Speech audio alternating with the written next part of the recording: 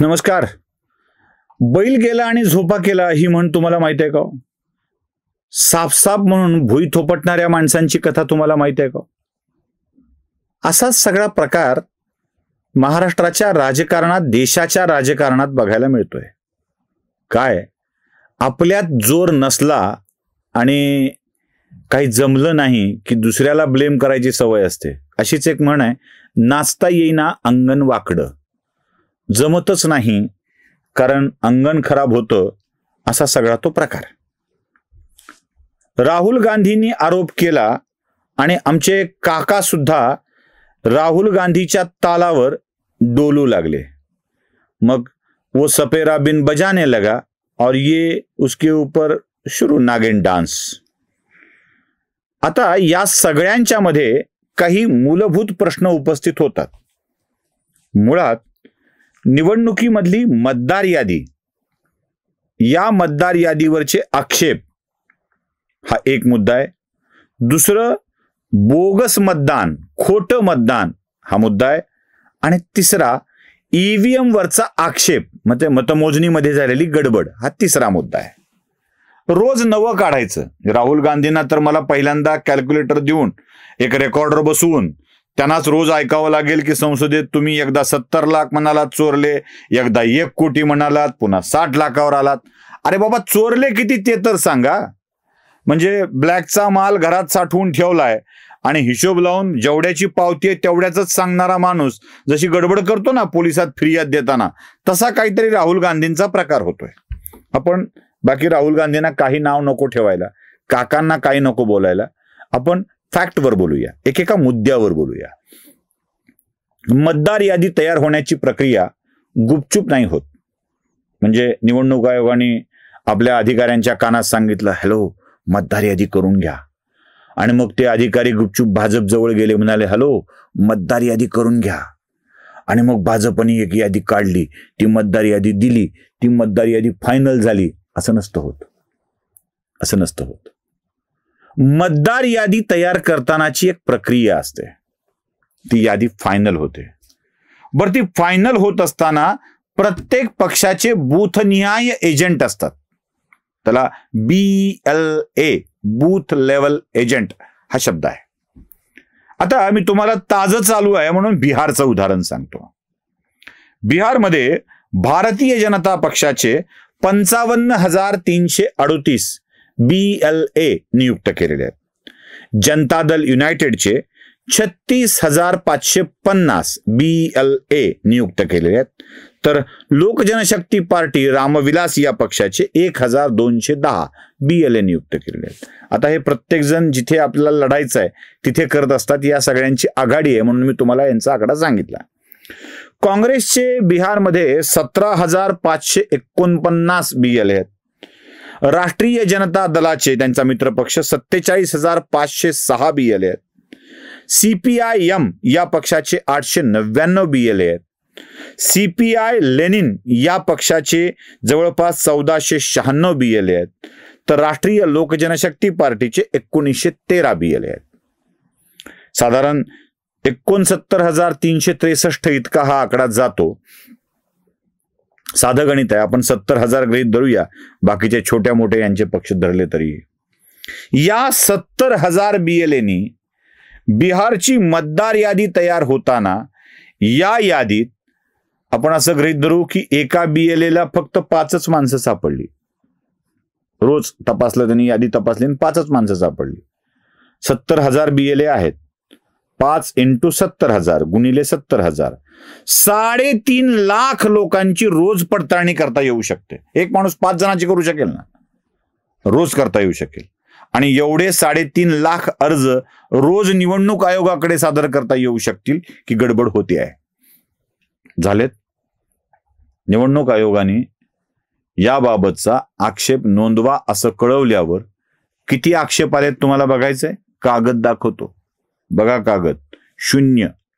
न काँग्रेस, न भाजप, न राजद, न JDU, ना कोणी. आम आदमी पक्षांत एकच BLA नेमला होता. बिचारे, त्यांना कुठे कार्यकर्ते मिळणार? या सगळ्यांना मतदार यादी तयार होताना यादी मिळत असते. बूथ निहाय यादी मिळत असते. याचा अभ्यास कोण केला? म्हणजे ज्यावेळी तुमच्याकडे यादी दिली जाते तेव्हा काहीच बोलायचं नाही आणि सगळं झालं की बोगस आहे, घोटाळा आहे, घपला आहे. आता त्या मफलरवाल्याच्या खोकल्याचा रोग तुम्हाला लागला की काय? घपला आहे, इसमें बडी गडबड आहे, घोटाळा हो रहा है. हा रोग तुम्हालाही लागला की काय? BLAच्या स्तरावर काहीच करायचं नाही. पुढचा मुद्दा सांगतो. पुढचा अजून एक मुद्दा असतो. जेव्हा मतदान सुरू असतं, समजा महाराष्ट्रात मतदान सुरू आहे आणि महाराष्ट्रात काही हजार मतदान केंद्र आहेत.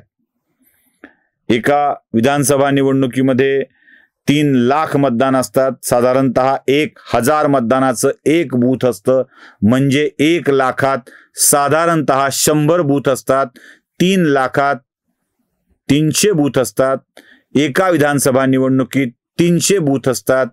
300 गुणिले 288 हिशोब तुम्ही करा. आपलं गणित कच्चं आहे. पुन्हा आकडा चुकला की माझे लोक मला कमेंट करून आकडा चुकलाय म्हणतात. आमचा स्वप्नील कुमावत सुद्धा आकडे लिहिताना चुकतो आणि गडबड होते, म्हणून मी आकडा सांगत नाही. 288 गुणिले 300 हा हिशोब तुम्ही करून घ्या. प्रत्येक आघाडी पक्ष या सगळ्यांच्या मध्ये एवढे एजंट असतात. मतदान होत असतं. एक मतदान होत असताना बूथ एजंट टिक करत असतो, खात्री करत असतो. सुशील बापूसाहेब कुलकर्णी, रेणापूर अमुक अमुक बूथ अमुक अमुक ठिकाणी मतदान केलं आहे. चेहरा हाच आहे तो, ओळखपत्र हाच आहे तो, टिक, चला पुढे.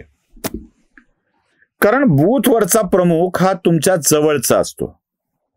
त्यावेळी किती आक्षेप घेतले गेले? या बूथवर मतदान वाढलंय, अचानक वाढलंय, खोटी माणसं आलीत, असं कुठे कुठे म्हटलं गेलंय? म्हणजे एकदाही त्यावेळी आक्षेप घेतला गेलेला नाही. मतदार यादी तयार होताना आक्षेप नाही, मतदान होताना आक्षेप नाही. पुढे जाऊ. एवढ्यावर नाही थांबत. म्हणजे लगेच असं अरे 2 तर आहेत की मग काय झालं असं नका म्हणून. अजून एकदा सांगतो. हे सगळे मतदान यंत्र मतदान केंद्रावर येतात आणि ते केंद्रावर आले की त्याची मोजणी सुरू होते. मग विचारलं जातं, हेच ते मशीन, नंबर ओके ओके. इथे 1000पैकी 700 मतदान झालं होतं, ओके का? हा 700 झाल्याचा कागद ओके. याच्यावर 700 दिसतंय का? दिसतंय. मोजायचं का? मोजा.